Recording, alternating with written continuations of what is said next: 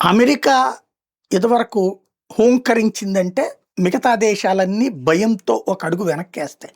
At the same time America ఎవరి మీద కోపం ఉంటే మిగతా వాళ్ళందరూ కూడా ఆ దేశం మీద కోపంతోనే చూసేవాళ్ళు. లేదంటే అమెరికా కోపం వచ్చిన దేశంతో మనం స్నేహం చేస్తే మన మీద కోపం తెచ్చుకుంటే మనం కష్టపడాల్సి వస్తుందన్న ఉద్దేశంతో జాగ్రత్తగా ఉండేవాళ్ళు.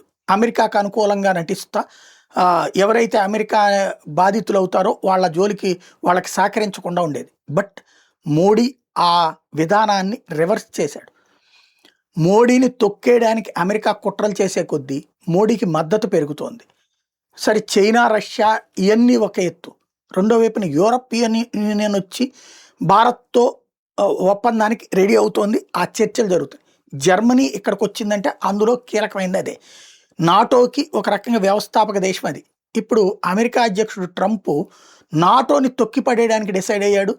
యూరోపియన్ యూనియన్ని మాత్రమే ఉంచుకోవడానికి సిద్ధపడ్డాడు.